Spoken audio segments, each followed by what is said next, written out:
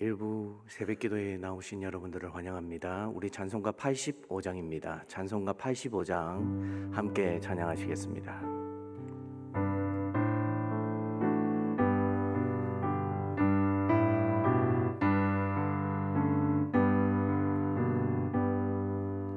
구주를 생각만 해도 이렇게 좋거든.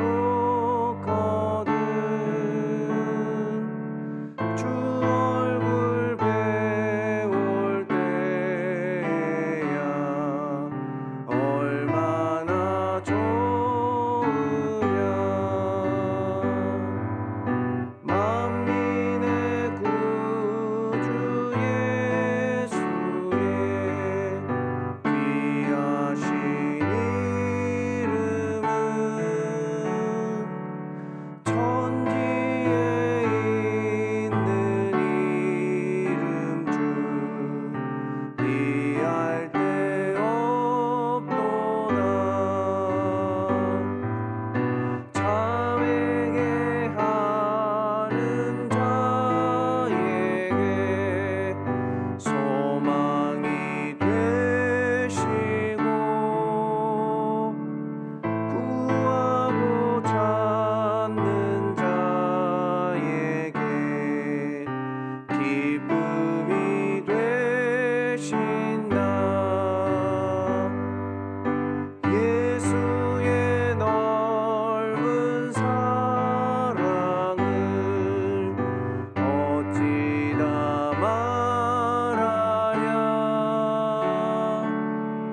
주 사랑받은 사람만 그 사랑 알도다.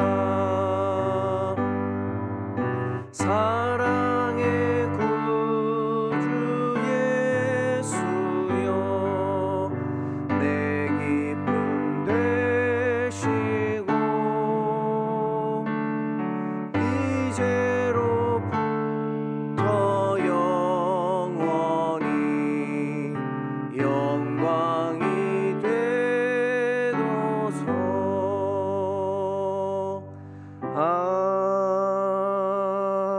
아멘. 오늘 말씀은 시편 32편입니다. 시편 32편 1절로 마지막 절인 11절까지 함께 살펴보도록 하겠습니다. 시편 32편 교독하도록 하시겠습니다. 1절을 제가 먼저 읽겠습니다. 허물의 사함을 받고 자신의 죄가 가려진 자는 복이 있도다. 마음에 간사함이 없고 여호와께 정죄를 당하지 아니하는 자는 복이 있도다. 내가 입을 열지 아니할 때에 종일 신음함으로 내 뼈가 새하였도다. 주의 손이 주야로 나를 누르시오니 내 진액이 빠져서 여름 가뭄에 마름같이 되었나이다. 셀라. 내가 이르기를 내 허물을 여호와께 자복하리라 하고 주께 내 죄를 아뢰고 내 죄악을 숨기지 아니하였더니 곧 주께서 내 죄악을 사하셨나이다. 셀라. 이로 말미암아 모든 경건한 자는 주를 만날 기회를 얻어서 주께 기도할지라. 진실로 홍수가 범람할지라도 그에게 미치지 못하리이다. 주는 나의 은신처이오니 환난에서 나를 보호하시고 구원의 노래로 나를 두루시리이다. 셀라. 내 갈 길을 가르쳐 보이고 너를 주목하여 훈계하리로다. 너희는 무지한 말이나 노새같이 되지 말지어다. 그것들은 제갈과 굴레로 단속하지 아니하면 너희에게 가까이 가지 아니하리로다. 악인에게는 많은 슬픔이 있으나 여호와를 신뢰하는 자에게는 인자하심이 두루리로다. 함께 읽겠습니다. 너희 의인들아 여호와를 기뻐하며 즐거워할지어다. 마음이 정직한 너희들아 다 즐거이 외칠지어다. 아멘. 우리는 시에 대해서 경험을 하고 또 접해본 바가 있습니다. 어떨 때 우리가 이 시를 읽고 생각을 하게 됩니까? 바로 감수성이 예민하거나 또 우리의 마음에 사랑이 찾아오거나 또 우리 인생에 질문을 던지거나 삶 앞에서 고통이 찾아올 때에 이런 시들을 찾게 됩니다. 왜냐하면 제한된 언어로는 우리의 마음을 다 노래하거나 표현할 길이 없기 때문에 이 짧은 함축된 시를 통해서 우리의 마음의 노래를 통해 다른 사람들에게 전달하거나 자신의 마음을 달랠 때가 참 많이 있습니다. 그래서 한국의 대표적인 작가 윤동주 시인은 하늘과 바람과 별과 시라는 시집을 통해서 민족 저항의 정신을 우리에게 노래했고, 그러한 그 시가 지금까지 많은 사람들에게 사랑을 받고 있습니다. 그가 무력이나 다른 방법으로 민족을 위해 일한 것보다는 시를 통해서 우리의 정서를 달랬고, 또 그가 마지막 신문 받을 때에도 그는 가감없이 그 재판장 자리에서 우리 민족이 어떻게 독립을 이루어야 되는지에 대한 상세한 설명을 했다는 기록이 남겨져 있습니다. 그래서 그의 시를 보면 하늘은 부끄러움을, 그리고 바람은 괴로움을, 별은 사랑을 노래하고 있다라는 메시지가 담겨져 있고, 그 시인을 많이 이해하면 이해할수록 그 시를 통해 우리에게 전달되는 메시지가 굉장히 강하게 이어져 내려오고 있습니다. 오늘 본문의 말씀인 이 다윗의 시도 마찬가지로 다윗이 우리에게 던져주고 있는 메시지가 담겨져 있습니다. 이 시는 바로 밧세바를 범하고 우리아를 살해한 이후에 시간이 조금 흐른 후 하나님께서 나단 선지자를 통해서 이 다윗을 책망한 이후에 기록된 시라고 보고 있습니다. 그 죄악의 사건을 경험하고 그가 사실은 그 죄악 속에서 돌이킬 수 없는 자였지만 하나님께서는 그가 그의 범죄한 사실을 정확하게 알려주셨고 그 죄의 결과가 곧 죽음으로밖에 이어질 수 없다는 것을 잘 아셨기 때문에 그를 그 어두움에서 건져내기 위해 선지자를 통해 그를 책망하셨습니다. 근데 다행인 것은 다윗이 그렇게 고생하고 또 어려운 시절을 많이 보내고 나서 왕이 되었지만 그의 마음은 늘 하나님을 두려워하고 또 하나님 앞에 그의 마음을 낮추는 마음의 상태로 살았던 사람이었습니다. 그래서 그가 그 책망을 받았을 때에 그는 자신이 얼마나 추악스러운 행위를 통해 하나님 앞에 살아갔었는지를 이 시를 통해 노래하고 있습니다. 오늘 1절과 2절을 잠깐 살펴보면 이렇게 다윗이 시작하고 있습니다. 허물의 사함을 받고 자신의 죄가 가려진 자는 복이 있도다. 마음에 간사함이 없고 여호와께 정죄를 당하지 아니하는 자는 복이 있도다. 다윗이 지금 인생의 복을 노래하는 데에 우리가 알고 있는 인생의 번영에 대한 복을 이야기하고 있는 것이 아닙니다. 원래 깨달을 수 없었던 사람이 하나님의 은혜로 깨닫게 된 것, 그것이 엄청난 복이라는 것을 우리에게 알려주고 있습니다. 사랑하는 성도 여러분, 우리가 살아가면서 무엇을 복으로 생각하고 있습니까? 하나님이 우리에게 깨달음을 주시고 또 우리가 도저히 이룰 수 없는 마음의 상태까지 헤아려 볼 수 있는 것, 그것이 우리 인생에 참으로 주시는 복이 아니고 무엇이겠습니까? 늘 다윗은 하나님 앞에 정직히 행하였지만 추악한 범죄를 일으켰습니다. 보통 사람 같으면 그의 직위가 올라가고 인생이 잘 풀려갈 때면 그 죄는 그 사람의 마음을 찌르지 못합니다. 근데 다윗은 죄책감이라는 것을 느끼기 시작했습니다. 죄책감을 느낌을 통해서 하나님 앞에 책망받았을 때에 그는 하나님 앞에 꿇어 엎드려 하나님 앞에 이야기합니다. 주여 용서하여 주옵소서. 하나님은 우리가 이런 자세로 나오기를 원하십니다. 물론 죄를 짓지 않고 살아가는 것 참 좋죠. 그러나 저와 여러분들이 인생을 살아가다 보면 어떻게 그렇게 살아갈 수 있습니까? 그러나 그보다 더 중요한 것은 우리가 범죄했을 때에 하나님 앞에 꿇어 엎드려 용서를 구하는 것, 그것이 정말로 우리에게 필요한 자세라는 것을 다시 한번 다윗이 이 시편을 통해 노래하고 있는데, 어떤 자가 복이 있다고 이야기합니까? 허물의 사함을 받는 자가 복이 있다는 것을 노래하고 있습니다. 저와 여러분들은 허물의 사함을 받은 경험이 있습니까? 여러분, 우리가 경험은 어떤 사실을 겪게 되는 것을 이야기합니다. 경험으로서는 이런 시들을 노래할 수 없습니다. 그러나 체득한 사람은 이 시를 노래할 수 있습니다. 체득은 자신이 경험한 것을 통해 어떤 사실을 얻게 된다는 뜻입니다. 우리가 인생을 살아가면서 범죄함을 통해 하나님 앞에 지혜를 얻게 된다면, 우리가 어찌 살아가야 할지를 얻게 된다면, 그것보다 지혜롭고 복 있는 사람이 어디에 있습니까? 그러나 만약 우리의 마음이 하나님 앞에 정직히 나아가지 못하면 3절과 4절로 노래할 수밖에 없다는 것을 다윗이 다시 한번 이야기해 주는데, 3절 4절 제가 읽어 드리겠습니다. 내가 입을 열지 아니할 때에 종일 신음함으로 내 뼈가 쇠하였도다. 주의 손이 주야로 나를 누르시오니 내 진액이 빠져서 여름 가뭄에 마름같이 되었나이다. 셀라. 여러분, 하나님 앞에 이런 마음으로 살아가지 않으면 우리는 정말로 아무것도 내어놓을 수 없는 부족한 자들이라는 것을 다윗이 직접 우리에게 체득하여서 알려주고 있습니다.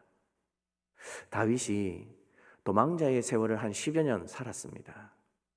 그 세월 동안 무시당하는 것이 얼마나 억울하고 힘든 일이라는 것을 잘 알고 있었습니다. 근데 그는 왕이 되어서 우리아를 살해하는 현장에서는 한 사람을 무시하고 계획적으로 자기의 목적을 이루기 위해서 죽여버리는 이 일이 얼마나 악한 일이라는 것을 잊어버리고 있었습니다. 생각해 보십시오. 사울은 다윗을 미워해서 쫓아다니며 죽이려 했습니다. 우리아는 다윗에게 미움을 받았습니까? 우리아가 다윗을 모함했습니까? 그는 의인이었습니다. 근데 다윗이 그를 살해했습니다. 사울이 약합니까? 다윗이 약합니까? 이 사건만 생각해 보면 다윗은 지금 사울보다 더 엄청난 죄를 우리아에게 짓고 있는 겁니다. 근데 이 악을 행할 때에는 그는 깨달지 못했습니다. 자신이 어디 가운데 행하고 있는지 아무것도 생각하지 못했습니다. 이런 죄악 가운데 빠져 있는 다윗을 보실 때에 하나님의 마음은 어떠셨을까요? 지금까지 이 상황 가운데 왕으로 등극하기까지 엄청난 인내와 하나님을 찾음과 매달림이 있었음에도 불구하고 그는 금방 그 마음이 변해져 버렸습니다. 사랑하는 여러분, 하나님을 체득한다는 거, 그건 굉장히 어려운 겁니다. 그래서 다윗은 오늘 시편에서 7절과 8절의 말씀으로 우리에게 이야기해 줍니다. 제가 읽어드리겠습니다. 주는 나의 은신처이오니 환난에서 나를 보호하시고 구원의 노래로 나를 두르시리이다. 셀라. 내가 내 갈 길을 가르쳐 보이고 너를 주목하여 훈계하리로다. 아멘. 그는 하나님의 은신처에 거하는 것이 무엇인지 그의 삶을 통해 체득한 사람이었습니다.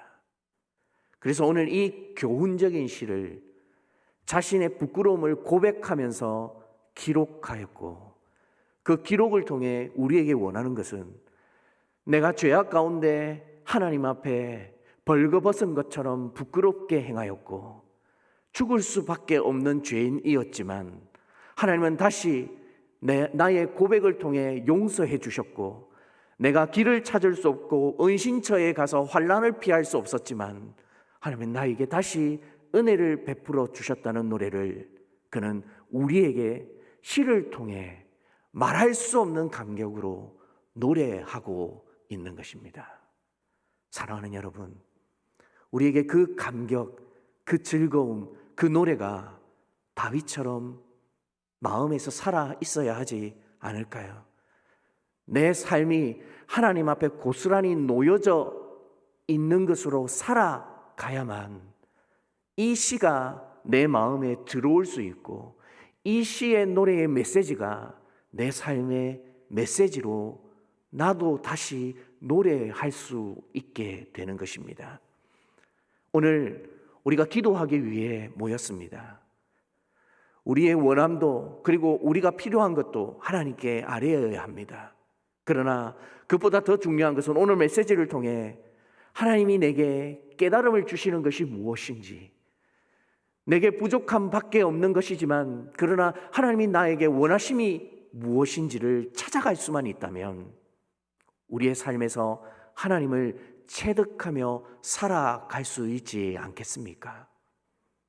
오늘 이 다윗의 고백을 통해 저와 여러분들이 하나님을 더듬어 찾아갈 수만 있다면, 그 마음을 노래할 수만 있다면 오늘 이 하루는 정말로 복된 하루이고 하루의 시작이 하나님의 마음을 붙잡고 살아가는 하루가 될 줄로 믿습니다. 말씀을 정리하겠습니다.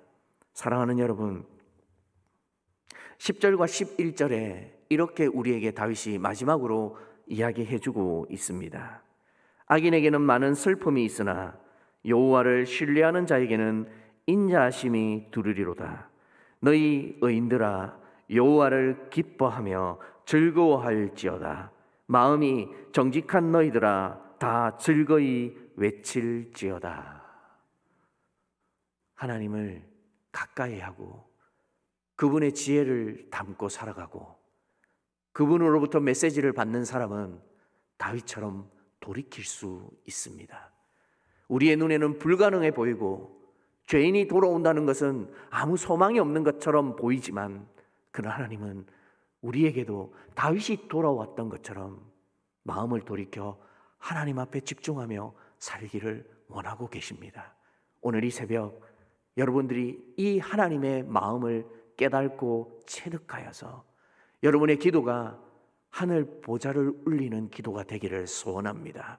그리고 하나님과 만나서 우리 삶에 정말로 중요한 것이 무엇인지, 그분이 우리에게 보여주시는 생명의 길이 무엇인지를 하루하루 깨닫고 나아가셔서 우리 삶에 거짓된 것들로 채워넣고 살아가는 것이 아니라 하나님이 주시는 것들로만 채워넣고 살아가는 깨어있는 성도들이 되기를 주님의 이름으로 소원드립니다.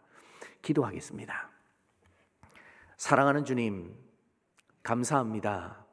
오늘 이 하루도 기도의 자리로 나와 살게 해주시고 하나님의 메시지가 다윗을 통하여 우리에게 전달되게 해주시니 감사합니다. 하나님의 사랑은 우리의 말로는 표현할 수 없고 그 깊이와 넓이는 다 헤아릴 수 없음을 고백합니다. 그래서 때로는 이 함축적인 언어로 주님의 사랑을 노래합니다. 주님은 우리가 완전하기를 원하시고 온전하기를 원하시는 것 잘 알고 있습니다. 그러나 인생은 원래 죄악 가운데 있어서 하나님의 소원을 이루어 드리지 못할 때가 참 많이 있습니다. 주님, 용서하여 주시옵소서. 우리의 마음을 날마다 갈고 닦을 수 있도록 도와주시고 내 안에 죄책감이 살아있게 하여 주시고 하나님 앞에 부끄러움이 무엇인지 어떻게 살아야 할지를 날마다 생각해보고 깨달아갈 수 있는 지혜로운 성도들이 되게 하여 주시옵소서. 그래서 그 삶을 통해 하나님을 더 붙잡고 살아갈 수 있도록 도와주시고, 이 세상에 알려주는 길이 아니라 하나님이 제시하시는 길을 통하여 좁고 험난한 길이라 할지라도 그 길이 생명으로 이어지는 길임을 알고 매일마다 기도하며 하나님의 뜻을 묻고 찾아갈 수 있는 성도들이 되게 하여 주시옵소서. 사랑하는 주님, 우리에게 맡겨주신 오늘 이 하루를 헛되이 보내지 않게 해주시고, 그 마음의 체득함을 통해 하나님이 알려주신 사실을 붙들고 살아갈 때에 우리의 삶에 주님이 풍성한 것들로 채우시고 즐거움에 넘치게 하여 주신다는 것을 깨달아 알아갈 수 있는 하루가 되게 하여 주시옵소서. 혹 우리 성도들 가운데 절망이나 힘든 가운데 빠져있는 분들이 계십니까? 그들의 마음을 붙잡아 주시고 하나님을 더듬어 찾아갈 수 있도록 도와주셔서 그분들의 마음이 하나님을 노래할 수 있는 마음으로 이룰 수 있도록 또 인도하여 주시옵소서. 이 세상을 살아가다 보면 물질과 여러 가지 상황이 필요합니다. 하나님, 가장 좋은 때에 가장 합당한 방법으로 우리에게 허락하여 주셔서 우리 마음의 소원이 하나님 앞에 이어지는 것도 응답받게 하여 주시옵소서. 사랑하는 주님, 수험생들이 이제 얼마 남지 않았습니다. 컨디션을 잘 조절할 수 있도록 도와주시고, 하나님, 이 수능의 시험의 한 번이 자신의 인생을 결정한다라고 너무 부담감 가지지 않게 하여 주시고, 그들이 최선을 다할 때에 결과는 하나님께 맡기고 또 자신의 부족함이 무엇인지 앞으로 어떤 것을 더 준비해야 할지도 알아갈 수 있는 지혜를 얻는 기회가 되게 하여 주시옵소서. 그러나 하나님, 그들을 도와주셔서 그들이 원하는, 그리고 그들이 나아가고자 하는 분야를 잘 찾아갈 수 있도록 도와주시고, 하나님께 물어 답을 얻는 자들처럼 하나님 앞에 지혜롭게 살아갈 수 있는 귀한 수험생들이 되게 하여 주시옵소서. 뿐만 아니라 각종 시험과 또 하나님 입사 시험을 준비하는 이들이 있습니다. 준비하실 때에 성령 하나님께서 은혜를 베풀어 주셔서 그들의 마음이 담대할 수 있도록 도와주시고, 그 시험으로 두렵고 떨리는 것보다 자신에게 맞는 것이 무엇인지를 잘 찾아갈 수 있는 지혜도 얻게 하여 주시옵소서. 오늘 교리대학과 또 교사대학이 있습니다. 기억하여 주셔서 하나님, 그 시간에 은혜가 넘칠 수 있도록 도와주시고, 모임을 하는 순간 성령 하나님께서 함께하여 주셔서 큰 깨달음이 이룰 수 있는 귀한 시간이 있게 하여 주시옵소서. 이제 개인적으로 기도하고자 합니다. 성령 하나님께서 우리의 마음을 붙들어 주셔서 주님이 원하시고 주님이 바라시는 것이 무엇인지를 찾아갈 수 있는 깊은 기도의 시간이 되게 하여 주시옵소서. 이 모든 것을 우리 주 예수 그리스도의 이름으로 기도드리옵나이다. 아멘. 개인적으로 기도하시고 자유하시겠습니다.